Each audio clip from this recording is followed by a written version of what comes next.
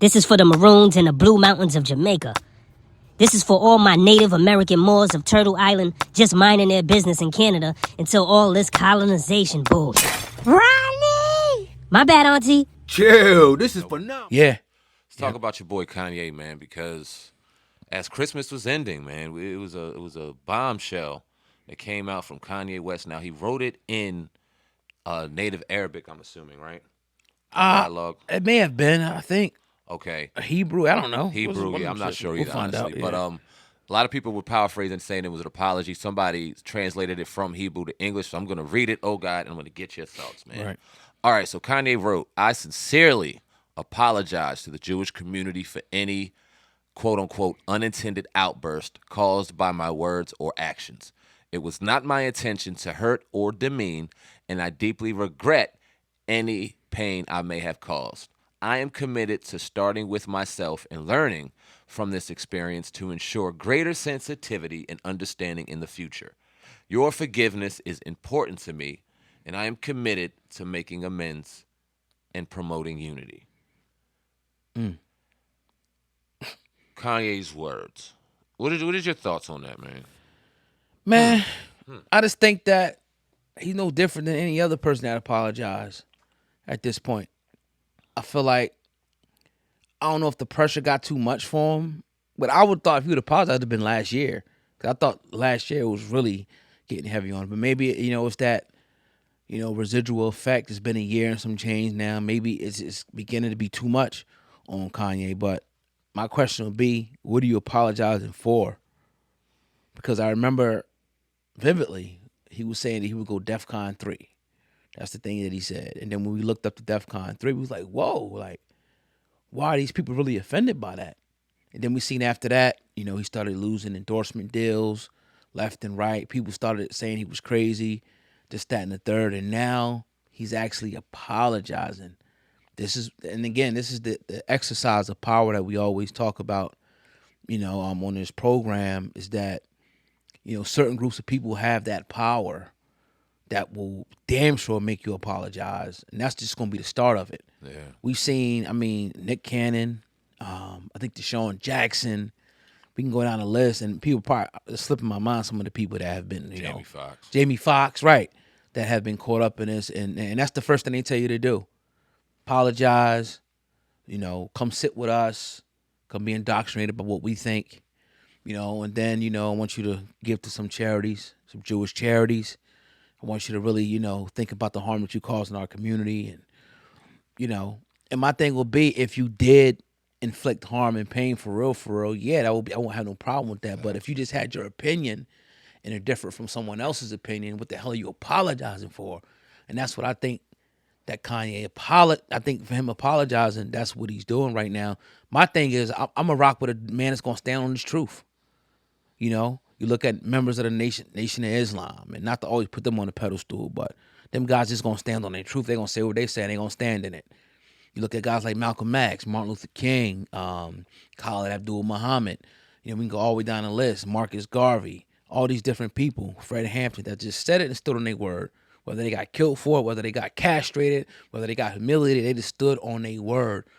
And, I never put Kanye in that category, but I was like, well, damn, he's saying he got some truth. Like, he's talking about, the exploitation of the music industry, and he's talking about how all these different executives are Jewish, and they wholesale promote and allow the artists to disrespect black women, to disrespect black people, to talk about killing black people, killing black children. They don't care about that. They don't give a damn. They fund it.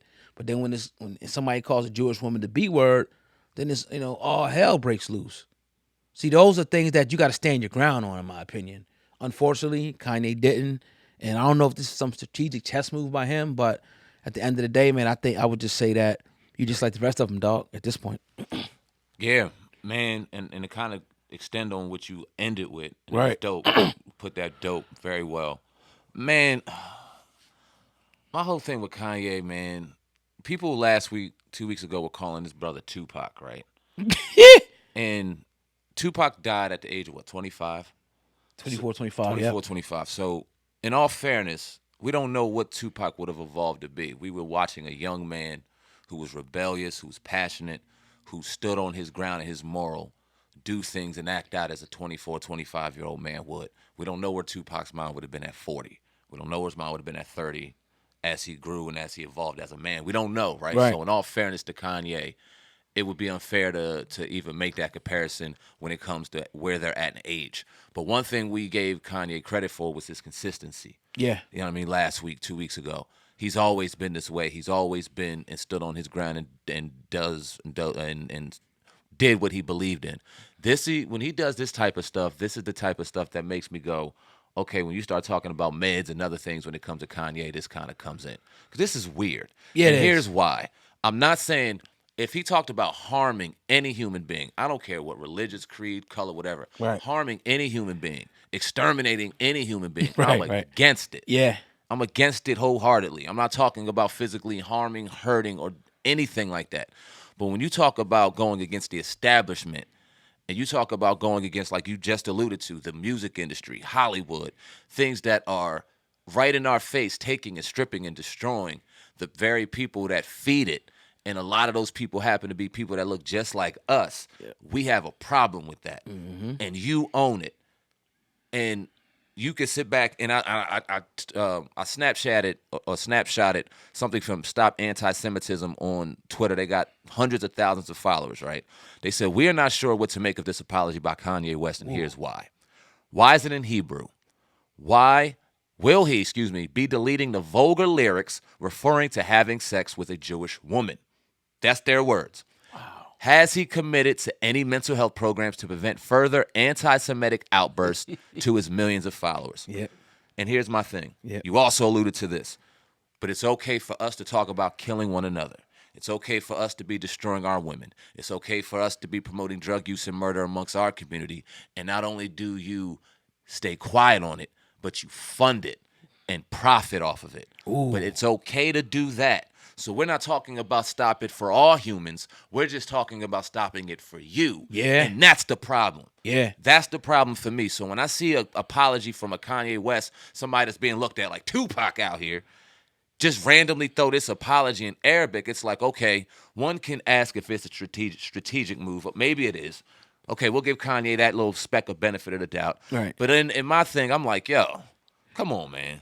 Right. What are we doing here? And what's really going on? Right. You've lost everything already. Right. Are you trying to gain it back? Because now, the next couple of Kanye conversations, I think, are going to be public lynching and public lashings, and now he's going to get his beating in public, get stooped down and demeaned like the other ones did, and then we're just going